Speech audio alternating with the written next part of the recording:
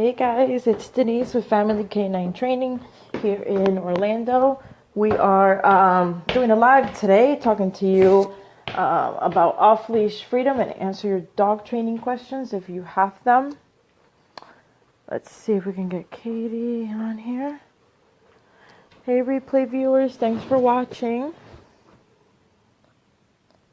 Bear with me if you're live so we can invite Katie. We're actually down on phone and internet, so I am mobile. Excuse if I am shaky.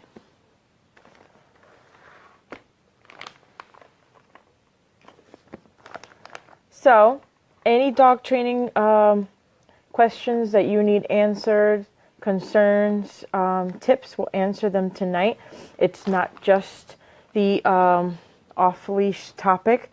That's the only one we have for tonight, so any questions for us, even if you're watching the replay, you can leave them down in the comments as well. And we'll take care of them for you on the next live or tonight. It'll probably be short if nobody else has a lot of questions. The off-leash stuff is pretty basic. And we'll talk about how we get the dogs off-leash, what it is that we do first, and what off-leash means. Off-leash doesn't necessarily mean that your dog can do everything with you off of a leash or off lead. There are leash laws, especially here in Florida, I believe everywhere in the country, about having your dogs confined. So, a form of confinement is having a leash on them and keeping them safe, obviously, and keeping the general public safe. So that's what we're going to be talking about. Let's see if she pops on here. I think I'm getting a request.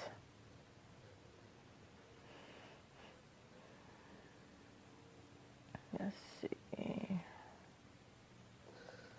Have to wait a minute and she'll be on here.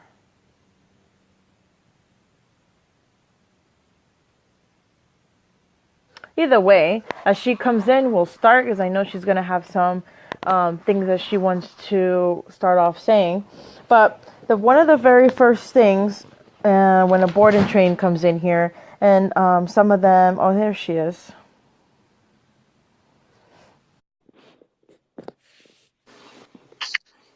Hello. Hey, you can hear me okay? Yep, I can hear you. Okay, cool. Got the phone on my knee here because we're out on internet and cable. So I'm glad I have the dependable good old Verizon. And I hope this doesn't freeze. And I am on 99% battery, so we're good. Good. I um I already said that we're gonna do the off-leash freedom topic today. So I don't know if you had something in particular you wanted to start off with. I started chatting and then you came on to save the day. Oh, well, chat for a second. I want to see if I can share this on my page. Yeah, sure. Um, So what was I saying? Let's see. So when we train dogs off leash, I was saying that it's not just so they can be off of a lead and do everything, like free roaming style, but it's to have a dog that's dependable, especially when you call them. So I hit a little bit on leash law, but we're gonna get into like details. We start off with teaching the dog a foundation, obviously. You guys watch the videos. We train a lot inside first. I do some things outside. It just depends on the dog, depends on what they need. But most of the time is, indoors first, teaching them a foundation. And then we move on outdoors. And it sounds simple, but there's steps, a lot of steps in between that. yeah, Were you able to share it? yeah, I just shared it. I think it worked. Okay, So cool. we'll see. Maybe some of my followers will head over here. Um, so um, do you want me to just I made some notes. Do you want me yeah, I to? have none. I usually Okay. have notes. I have none. Okay. Okay. So, I've been through a lot. No, no, excuse me. No, you have. It's been a rough I day. figured it was simple enough, but yeah, I'll just wing Yeah. it. So we talked about, the relationship being, what we need to build before we can really have a dog off leash. We Yeah. want to have some kind of relationship with the dog, a respect from them. And, usually the way we go about it, I think your program is similar to mine. We start with foundation training first. So it's Mhm. all, like you said, in the house in the beginning. And it's, you know, leash work first, leash pressure, and then we teach them sit and down and place command. Hey, everybody, it's good to see everybody on here. Place command, structured walking. There's a lot to it, kennel up, waiting for food, waiting at thresholds. And when you combine all those things together, the dog starts to respect you from that. And you start to really build a relationship with them. So, like you said, we're not just taking them off leash, the first day, like, oh, yeah, we're going to build this off leash dog. It doesn't Yeah. happen that way.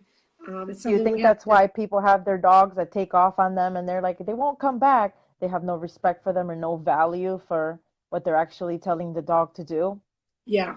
Yeah. And that was one of the things that we have on here on the notes is, if you let your dog off leash before they're really giving you almost 100% recall. Every time you call, they come to you. If you let them off leash before that time, what happens is the word come has no value at all because you have no way to enforce it. So your dog's across the yard and you're yelling, come on, come on. And the most owners get the bag of treats and they're like shaking it, come on, come on. And they have, you know, it's that leverage is not enough in the face of distraction. Hmm. So, you'll be there with treats all day, and eventually your dog is going to say, I don't care about the treats. I'd rather have the Right. freedom, and I don't have to listen to you. And so, if you start on a leash and don't allow any of that off leash freedom until the dog is really giving you almost 100% recall, um, you know, it's a better way to build it. Yeah. So that when you say come or hear, whatever word you're using, it really has value because you have a way to get Oh, them. yeah. If they're on a long line or a leash and you call and they are distracted and won't come, then you give them some leash guidance, and Yep. that helps to kind of build that recall. Um, is it lagging a little bit? I feel like I interrupt you, no? I don't think so. No? Maybe I'm Okay. talking too much. No. It's just I'm on my it's on data, so I was just making sure it's not lagging, but either Yeah. way. Do you I want to agree with talk what you about said too. Do you want to Huh? talk about the relationship?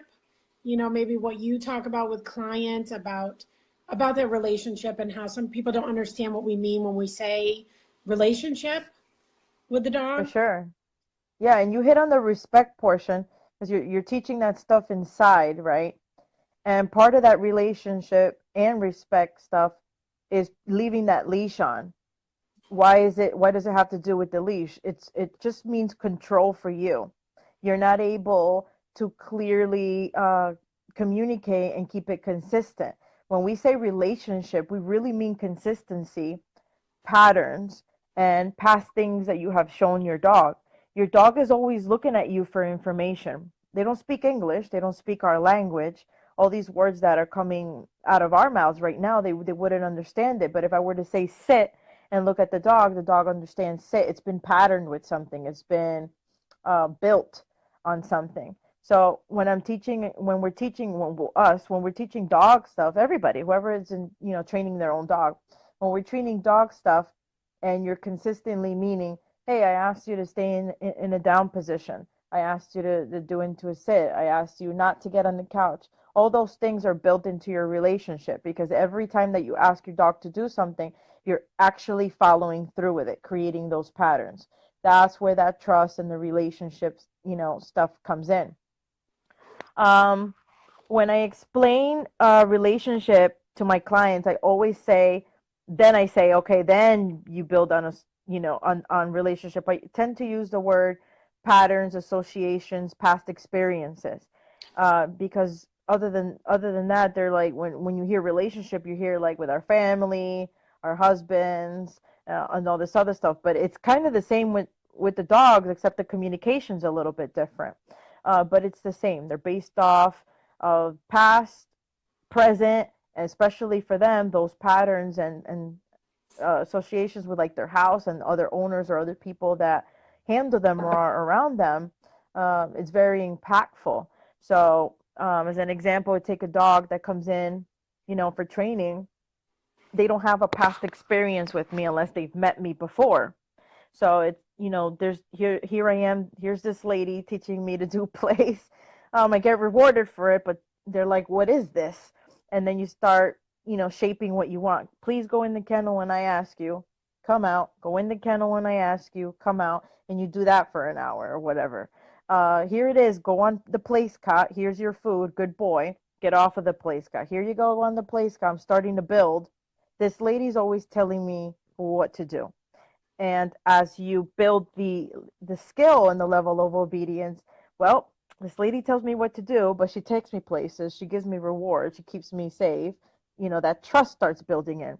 That's what the relationship is like with a dog. So everything that you show them that you're doing and then you keep consistent with it, accountability is within that too. Because if I trained you on something, it's not like sometimes, oh, okay, get away with it now. There's that, that gray area built into the relationship lets them to continue to push rules and, push boundaries. Yeah. It's not a big deal with some dogs, but some dogs it is, especially dogs with heavy behaviors, households, with multiple dogs in it.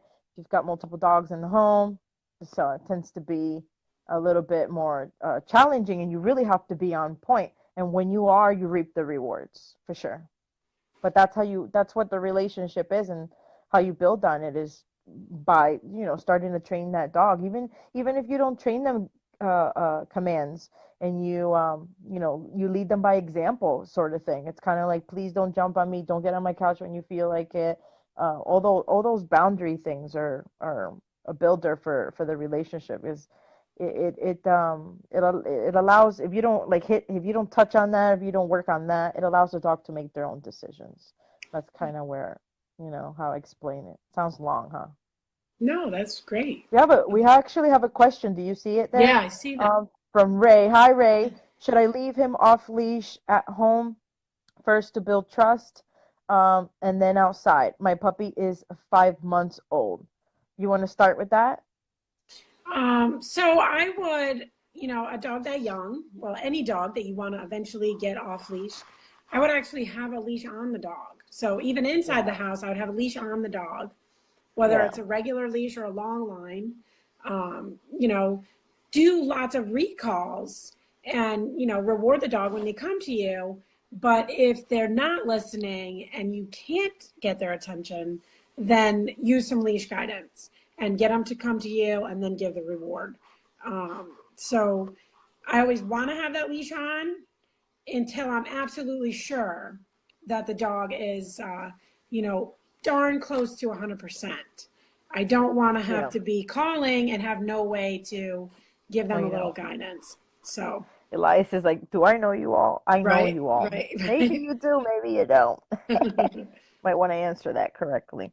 But definitely, Ray, you know how, and I do this with my clients as well, you know how when we have our babies, we first put them in a bassinet, we upgrade to a crib, or we use a crib, at night, and we may use like a smaller playpen during the day, even though they're not necessarily playing or standing up, and then we upgrade them and we upgrade them, and then maybe you think about letting them crawl around on the floor. Most likely that's very well laid out, very well kept as far as like safety, baby not putting it. That's the kind of the same approach you're going to take with your dog. And some dogs stay very young, very puppy for a long time.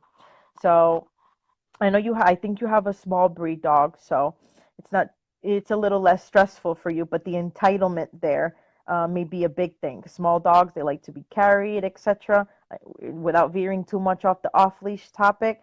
But definitely, like Katie said, leave that line on and start shaping those recalls inside the house. And when you leave a really long leash on, maybe like a 15-20 footer, you can, reel that dog in, and then do your rewards that way. Once the dog gets it great inside the house, you can move outside.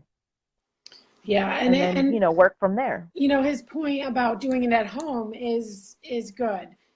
So do it in the house, then do it in your backyard where it's less Hmm. distracting and get a Hmm. really good recall there, and then go somewhere. Like I usually take the dogs. I'm just giving you an example of what I do when I have the dogs and I'm teaching them.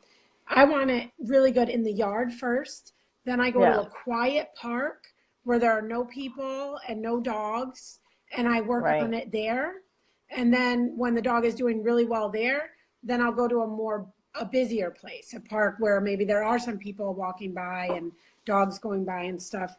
But you always want to start with the least distracting thing first, and then move toward more distractions. Yeah. So, so And definitely. if you don't have a yard, people think because they don't have a yard, they can't do stuff.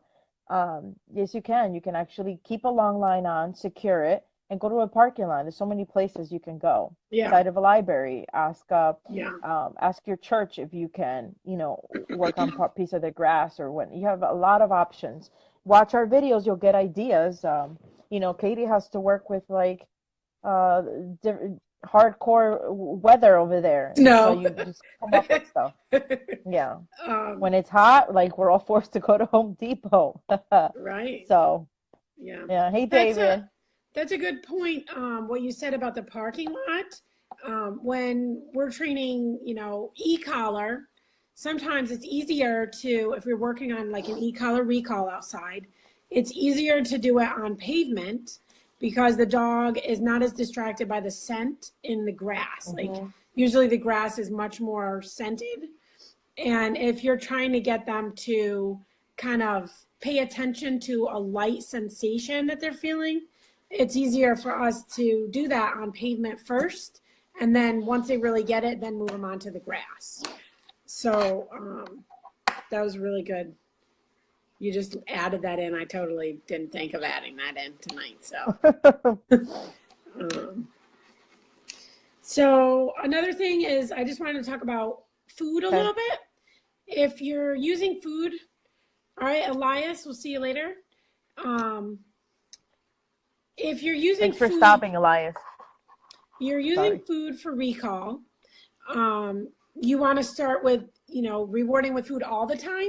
Every recall, give the dog food. And then, you know, over time, you want to do it variably. So sometimes they recall and they get food, and other times they recall and maybe you just pet them a little bit. Good job. And so they're always guessing, like, when is the food coming? I don't know when it's coming, but I still want to do the behavior. And then, once the dog is performing it, to me, this is how I do it. If I'm sure they know it and it's no longer really impressing me, like, wow, the dog is, doing this new thing and it's so great. Can't believe he's doing it. Once, I'm almost completely sure the dog is going to come to me, I start weaning off the food and I use less and less of it. And because I don't want the dog to be dependent on the food to do the training.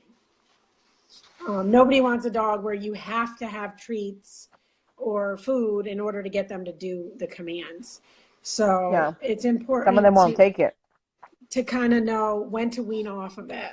And, we don't use food with every single dog, neither one of us. Right. Sometimes dogs are not interested in the food, or, it just isn't ideal for that particular dog. So sometimes you don't need the food. Some dogs would rather work for praise, and some dogs would rather work for like a ball as a reward or something like that.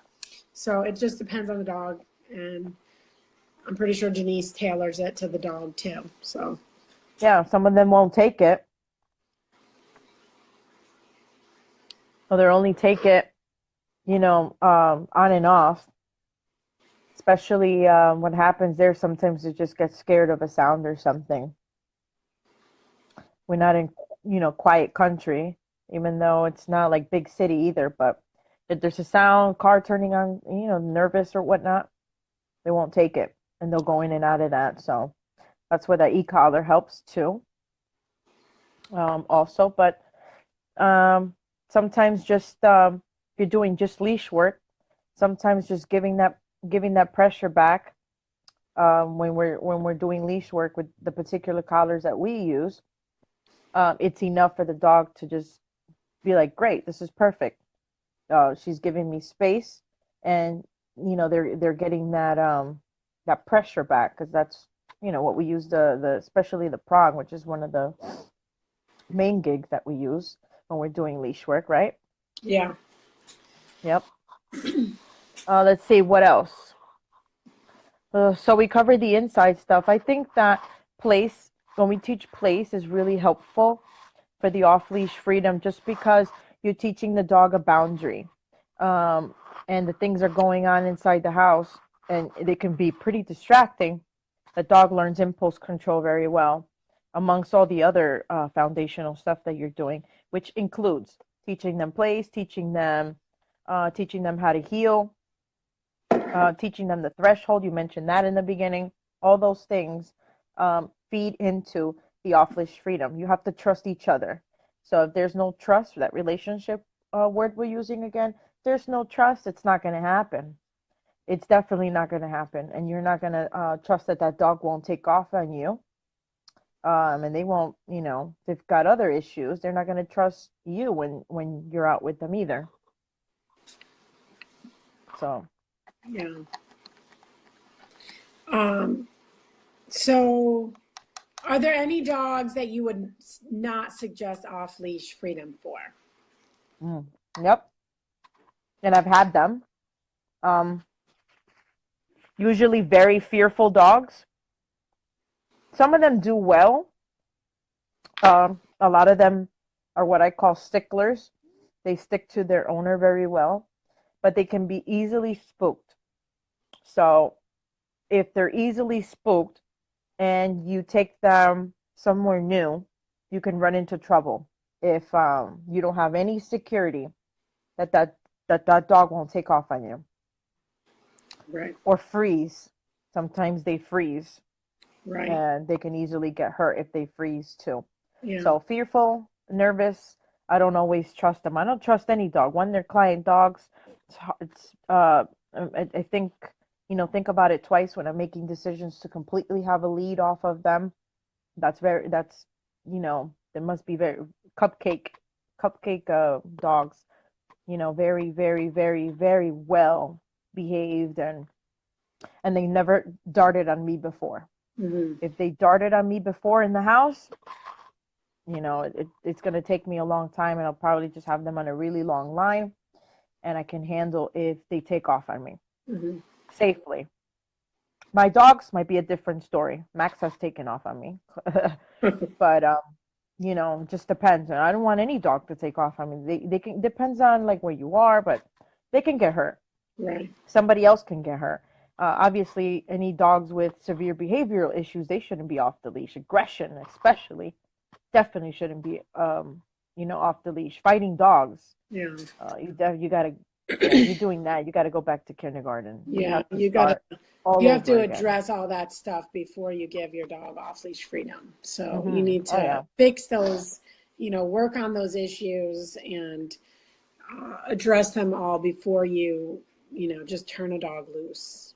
And even, if your dog is like, just won't recall, don't take them off. I don't know how many Yeah. times I could say, I've been walking, several dogs, and an off leash dog comes running at us, and the owner's like, he's friendly, it's fine.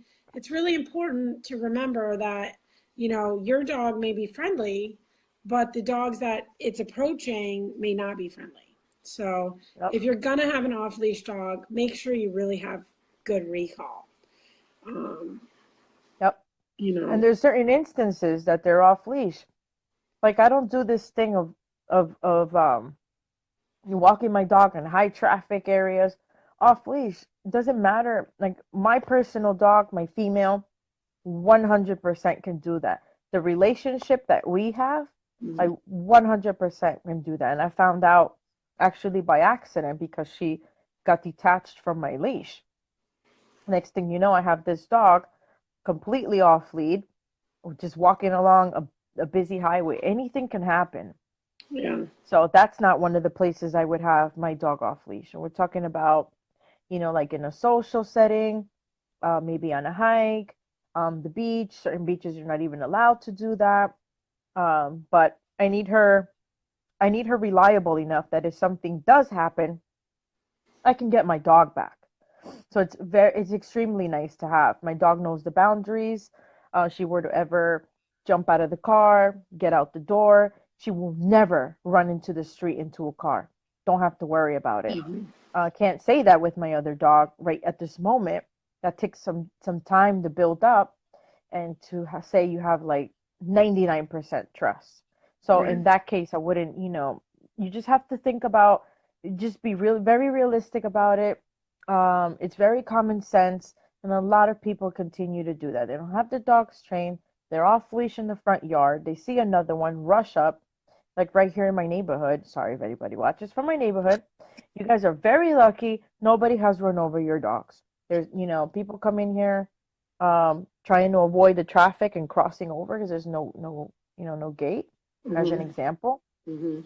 All these dogs off leash, not trained, and they're always screaming for them to come back, just like you mentioned in the beginning. Yeah. An accident waiting to happen. Yeah. So those are the instances that no, but I have that reliability is there. The reliability is there. The dog's trained. If that were to happen, we're totally good. Dog's not going to Right. run into the street. She's going to turn around and come when you call your dog. It's very important. Very important. Right. Well, I think that's all I have, I think, for tonight. I don't know if you have anything else to add. No, we didn't. We touched a little bit on the e-collar, but that's one of the main tools for really, really, really reliability in a shorter amount of time versus Mm. just food training, food training, food training. It's going to take you a while. Can it be done? Yes. Some dogs, yeah. Other dogs, they need a little bit more. Yeah. They've got to believe you. And the reliability of that e-collar, obviously, for its used correctly, don't go buying an e-collar and popping it on your dog without actually training it. That's not what we do. Right. And, poorly made collars are not what we use either. Just putting that in there. But it's the finishing touches of the e-collar is specifically for recall. Awesome. Awesome. Yeah. Because Wouldn't leave home you have without the it. ability to override any distraction.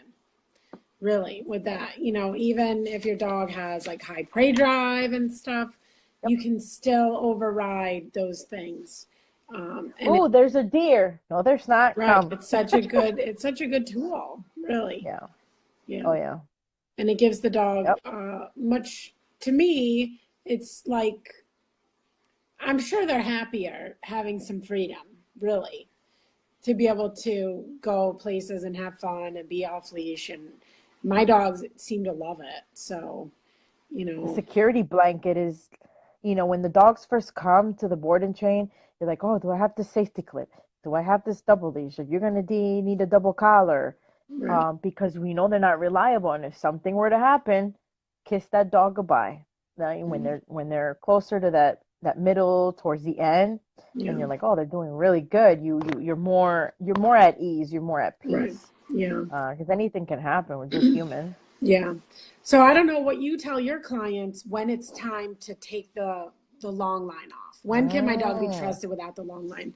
So what I yeah, tell them is, it's okay if your dog gets distracted and you need to use the e-collar to correct them to get them to come to you.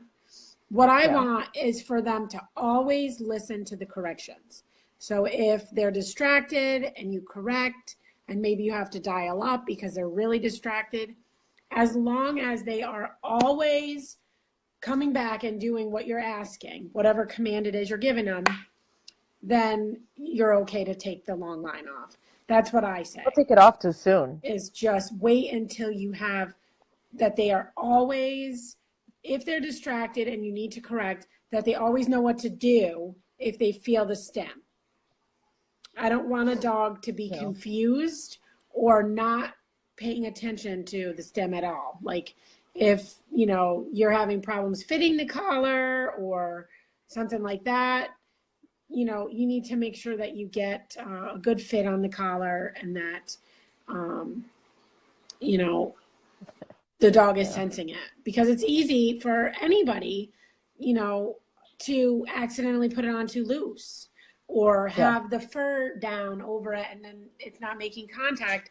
And if you're correcting and you're getting nothing, no response from the dog, then it's really important that, there's a time when you'd want to have the leash on your dog in the beginning. So, Oh yeah. you know, No time frame. It just depends on the dog. And some of them I'm even like, for a very, very, very long time. What's a yeah, very long time? You'll know. yeah. Uh, And I always tell owners too, it's going to take you time to learn how to use the remote. Using a remote for us is like second nature. We've done it so much that we can easily dial up and right. do what we need to do and dial back down. And, Right. you know, Without even looking at it. when Yeah. you've never used it before and you just go to a go home session and you take your dog home and you've been home for a few days, you're going to be slower on the buttons than the trainer is. So that's why you also want to have the long line on, especially in the beginning, until you are sure you know how to use that remote really well. You don't want to take the long line off. Oh yeah. I tell my clients, I said, this long line right here, this is your Denise. This is your trainer. This is the one that is going to tell your dog, hey, you just we're trying to dart off plays in a little bit more timely manner than you if you're not necessarily looking at them or like right there or you're at a couch distance or something like that. Yeah. Again, you start building on those associations, that relationship when they go back home. And that's a big deal when it comes to off leash. That trust has to be there. That association, that relationship really has to be there. Mm-hmm. Or it's not the time. Once that's there and things are smoothing, over really, really well, then that's when you know. Sometimes when you take off the leash and they're good for a while, you need a little help from your tools again. A lot of people are quick to take off the leash and take off all the tools, actually. Some people don't use them at all because of their maybe they have multiple family members and they have like a difference in beliefs or whatnot or and what they're not realizing is that they're going to be diminishing that and chipping away at that slowly and the dog realizes that and don't take them for granted. They know they don't have a leash on, they know that they don't have a tool on and can get very smart when those things are not around. So I do tell them, especially certain ones, this is going to be on for a while, and it's like they're so quick to want to get rid of all the tools, including a crate, including rules, and then that's like working against you. Right. So Right. You're going to have a setback because you're removing them too quickly. You really, yeah, yeah. you know, you can almost set yourself up to fail like that. Yeah, If that's the you, trainer difference. We have to have that patience and definitely move at the pace for that particular dog. Some of them move super fast, and you'll see people, well, why is my dog not moving that fast? Or why is, this happening for them? And they're not, it not, you know, just like us, we're so different. They are too. So patience is key when you're teaching something like that and getting it very fine and getting it not I want to don't want to say perfect, but getting it to where you want it to be. Everybody has different goals too. Maybe they're just like, well, I want them to come 50% of the time in the yard. They don't go hiking, whatever. That some people are like that. That's their why do 100%. they want 50%? I can't understand the Some people are like 50%. that. So, a culture thing too sometimes. They're like, oh, we didn't know that even existed. Yeah, right. Well, you So, don't have to ask a lot of your dog. I'll usually tell people you don't have to ask a lot of them. You don't have to give them tons of commands if you don't want to. But if you right. give the commands, they always must follow through. Yeah. So be Yeah. consistent with that. If you don't want to, Yep. over time, you don't want to ask a lot of your dog, that's fine. But when you do ask them to do something, you gotta hold them accountable to it. Thanks for those thumbs up, Ryan. So you definitely, consistency. Oh yeah, big part of the relationship. We drill it and drill it and drill it and drill it and drill it, Yeah. and it's Well, just and where you mentioned, all people in the family need to be on the same page because, would be nice, yes. many families, I always ask before doing the board and train, is everyone on board with the training? Because it's so important that everybody is doing the same thing with the dog. Otherwise, it's not Yeah, fair to them. Really, they don't right. know what is expected of them. If it's okay to jump on this person's lap, but the other people don't want me on the furniture, then it's not fair to them. If you're going to have a rule, then Exactly. have a rule for everybody. And why is it not fair? Because it's not clear. Yeah. It's not clear. Hey, you're telling me no one day and the next day I can do it? You don't make any sense, lady. I'm going to try to do it again. It's that gray area that we touched Yeah. on a little bit in the Yeah. beginning. Yeah. Yeah. Look at Max. Max, the Huskies here. That maintenance work, it's not much. It's just lifestyle. It's everyday practice. It's everyday stuff after you do training. It's just maintenance. That's Yeah. all it is. It's consistency, exactly. And the motivation piece is what I feed to my clients. Motivation. Some of them think that they can't do this. They think they can't do this. And when I do like free sessions or private things that I do with some people out there that watch, they're doing all the training on their own. Like Maverick, there's certain things that she was trying to tweak for him, like the reactivity, for example, but she got everything else down. Just like you can do this all on your own if you like apply yourself and get that patience. Like it didn't work today, try again tomorrow. Don't just give up. The training is not just one day. This is like repetition after repetition after repetition after rep. This is like hours Yeah. of training. Well, So that's another important point is when the yeah, dogs are it's a here with whole freaking us Bible. in training, we're not doing like 5 recalls with them and then call it good. And we're doing hundreds and hundreds of repetitions of the different commands. And that's what patterns them to know what we want from them. So, Dewey says hi, oh, Kathy Dewey said. says hi. Hello, Dewey. Dewey's one of my favorites. I shouldn't have favorites, Yeah. no favorites. He's a big follower and he listens to my videos. So, He listens to your videos. yeah. That's all we need for them to start using technology and telling us what to do. Imagine. A lot of clients say their dogs hear me on the videos and they perk up and they're like, "Where is she?" So, Oh yeah? yeah. I've had a bunch of people say that now. So, That's funny. um, So I think we nailed that one. That yeah, was short today. Usually we're like an hour. yeah. It keeps them in line to hear your voice. Maybe I should yell at him. I hope you're on place, Dewey. The funny part is, that these dogs, they love us. They always know like where they stand when they come over, and they're like, "What are we doing now? Are you taking me Yeah, anywhere?" Because it's like you supply that for them. You feed them that. You give them what they need, yeah, but you're always like, you're always in line with them, and they love it. They yeah, thrive on it.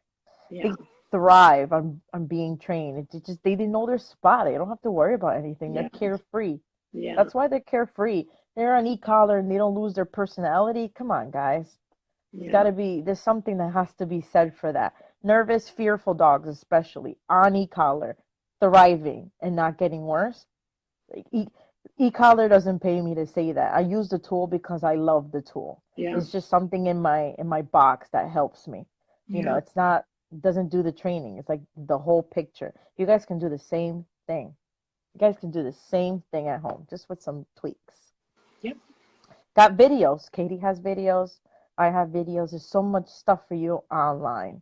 There's no excuse. You guys can have an off leash trained dog, at least reliable, even if you're not going to do any of those activities like we do. yep, It can happen. absolutely. So It takes work. It's not easy either. You know, that's why I don't like to show easy videos. Like we struggle. Like we struggle. Like that's real, you know. But the dogs struggle too. They learn. We struggle as humans, and we learn, and we push through. So that's it. It's all about like you just look at it, do it, get it Yep. done, work on it every single day. Yep. I want to thank you guys for popping on with us tonight. And if you have any other questions, pop them on here. We'll see them after the fact. We always share the replay and post it up. We're posting these to YouTube as well and on our video library. So that way they won't get lost, because if they're on one of our pages or one of hers, it doesn't quite always show up if you search it, because we label the lives. So the last one we had was separation anxiety. The one before that was like nervous dogs or something. And it's nice to download them and repost them because you can label them. And if you go to the search bar and look, oh, I want to see the one that she did on separation anxiety, all you would have to do is type in separation anxiety or go on YouTube and find it. Oh, I want to see the one that she did in Spanish or whatever it is. Type, you could search it in the bar in the person's I page. probably won't be on the Spanish one. My Spanish You can is not search that it. good, so it'll just be Denise talking, and I'll just nod. And Listen, I could barely speak Spanish, and you know, sometimes I do go home sessions in Spanglish, and I'm just like, oh, what's that word? I'm like, I speak three languages, I could get none of them right. Okay, took French for years and get none of them right. I was my first language is Spanish, can't get it right. well, I it's speak still good that English, and I still you're can't get able it to offer some videos in Spanish. That's really right. Yeah, helpful for clients. yeah. I So mean, even if they're bad, like they're helpful. I know yeah, somebody out there. It has to help somebody out there. yeah. So So you could, halfway understand them. yeah. It is what it So is. so this was really fun again. I hope everybody enjoys us, kind of talking back and forth and both sharing. Um, I think it's a little more fun to have someone to talk to, other than just Yeah. answering the questions and stuff. So Sometimes you're welcome. Sometimes a lot of people pop on, and then sometimes no. It just depends. That one day I was like, I can't keep up with the question, and sometimes it's like, hello, yeah, anybody, anybody here?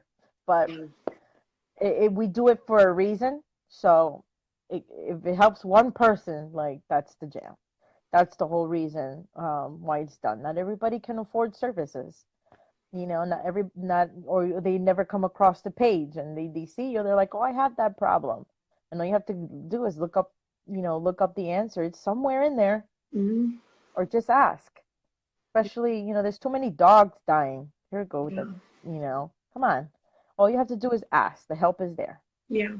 People are giving up dogs, and there's just like it's not stopping. So the help is needed. That's why we do them. So I guess that's it. We're gonna pop off. If there's anything else, any suggestion for topics are also Welcome. accepted. Yeah. Like, yeah, let us know what you guys want to hear. We'll run out of topics. Will we or will we not? I don't know. We might. What do you just got pizza? I hope it's good. I do this to her all the time. Like, what are you eating now? I know, I'm annoying. No, it's fine. Gotta love me. Okay, you guys. Thanks, Katie. Okay. Guess I'll catch you on the next one. Have a good night. Bye, Lucy. You didn't bring him on today. No, he's sleeping in the crate right now. She has a puppy, you guys. She's posting puppy videos on her page, begging for balance on Facebook. Um, Look her up. I put a link when I put the replay on. And if you need nail cutting videos, that's your woman right there. Yeah, I need All to right. copy your nail cutting video and make one of my own. All right. Bye, Katie. Have a good night. Talk to you later. Bye. Bye.